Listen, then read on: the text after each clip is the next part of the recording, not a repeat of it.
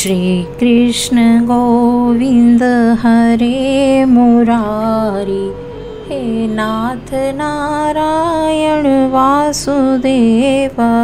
श्री कृष्ण गोविंद हरे मुरारी, हे नाथ नारायण वासुदेव। हे नाथ नारायण वासुदेव, हे नाथ नारायण वासुदेव। श्री कृष्ण गोविंद हरे मुरारी, हे नाथ नारायण वासुदेव। जय श्री कृष्ण। एकादशी मैया की जय। परमा एकादशी महात्म्य। श्री युधिष्ठिर बोले कि हे जनार्दन, अब आप अधिक मास की कृष्ण पक्ष की एकादशी का नाम तथा उसके व्रत की विधि बतलाइए। श्री कृष्ण भगवान बोले कि हे राजन, इस एकादशी का नाम परमा है। इसके व्रत से समस्त पाप क्षय होकर इस लोक में सुख तथा परलोक में मुक्ति मिलती है। इसका व्रत विधि विधान से करना चाहिए और भगवान विष्णु की धूप दीप नैवेद्य पुष्प आदि से पूजा करनी चाहिए। इस एकादशी के विषय की मनोहर कथा, जो कि महर्षियों के साथ काम्पिल्य नगरी में हुई थी, कहता हूँ, आप ध्यानपूर्वक श्रवण कीजिए। काम्पिल्य नगर में सुमेधा नाम का एक ब्राह्मण रहता था। उसकी स्त्री अत्यंत पवित्र तथा पतिव्रता थी। वह किसी पूर्व पाप के कारण अत्यंत दरिद्र थी। उसे भिक्षा मांगने पर भी नहीं मिलती थी। वह सदैव वस्त्रों से रहित होते हुए भी अपने पति की सेवा करती रहती थी। वह अतिथि को अन्न देकर स्वयं भूखी रह जाती थी और पति से कभी किसी वस्तु की मांग नहीं करती थी। जब सुमेधा ने अपनी स्त्री को अत्यंत दुर्बल देखा तो वह बोला, हे प्रिय, जब मैं धनवानों से धन मांगता हूँ तो वह मुझे नहीं देते। गृहस्थी केवल धन से चलती है, अब मैं क्या करूँ? इसलिए यदि तुम्हारी राय हो तो मैं प्रदेश जाकर कुछ उद्योग करूं, क्योंकि विद्वानों ने उद्योग की प्रशंसा की है। इस पर उसकी स्त्री विनीत भाव से बोली कि हे प्राणनाथ, मैं आपकी आज्ञा की चेरी हूँ। पति अच्छा और बुरा जो कुछ भी कहे पत्नी को वही करना चाहिए। मनुष्य को पूर्व जन्मों के कर्मों का फल मिलता है। सुमेरु पर्वत पर रहते हुए भी मनुष्य को बिना भाग्य के स्वर्ण नहीं मिलता। पूर्व जन्म में जो मनुष्य विद्या और भूमि दान करते हैं, उन्हें इस जन्म में विद्या और भूमि मिलती है। विधाता ने भाग्य में जो कुछ लिखा है वह टाले भी नहीं टलता। यदि कोई मनुष्य दान नहीं करता तो भगवान उसे केवल अन्न ही देते हैं। इसलिए आपको इसी स्थान पर रहना चाहिए, क्योंकि मैं आपका वियोग नहीं सह सकती। पति बगैर स्त्री की संसार के माता पिता भाई ससुर तथा संबंधी निंदा करते हैं। इसीलिए हे प्राणनाथ, आपको उसी स्थान पर रहना चाहिए। एक समय कौंडे मुनि उस जगह आए। उनको आते देखकर सुमेधा सहित स्त्री ने प्रणाम किया और बोले, हम आज धन्य हैं। आज हमारा जीवन आपके दर्शन से सफल हुआ। उन्होंने उसको आसन तथा भोजन दिया।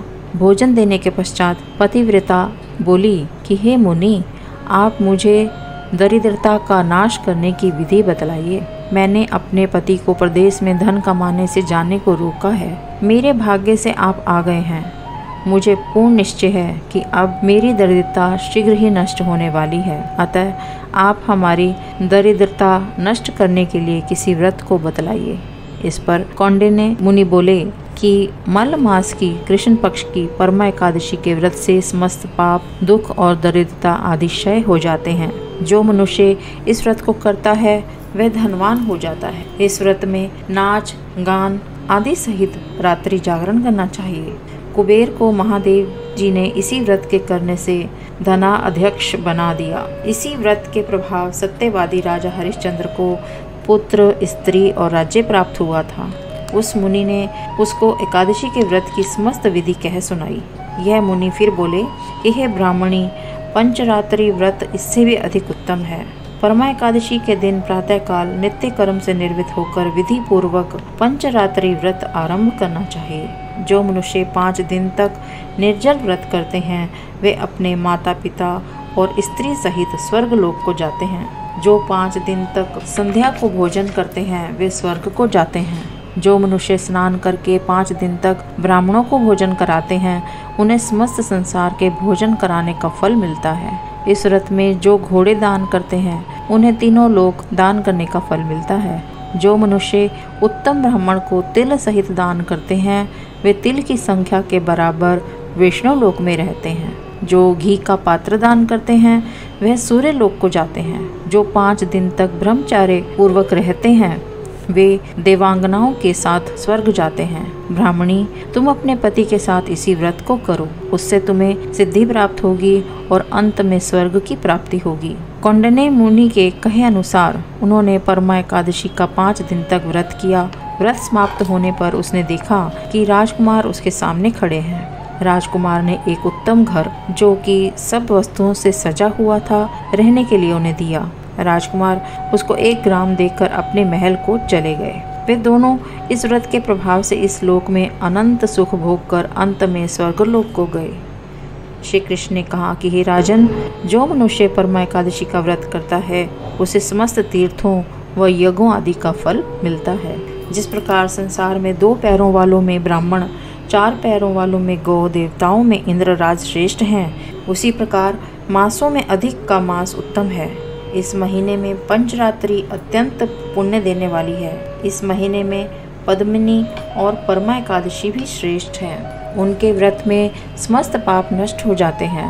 अतः दुर्बल मनुष्य को एक व्रत जरूर करना चाहिए। जो मनुष्य अधिक मास स्नान तथा एकादशी व्रत नहीं करते उन्हें आत्महत्या का पाप लगता है। यह मनुष्य योनि बड़े पुण्यों से मिलती है। इसीलिए मनुष्य को एकादशी का व्रत अवश्य करना चाहिए। हे युधिष्ठिर, जो आपने पूछा था सो मैंने आपको बतला दिया। अब आप इस व्रत को भक्ति सहित कीजिए।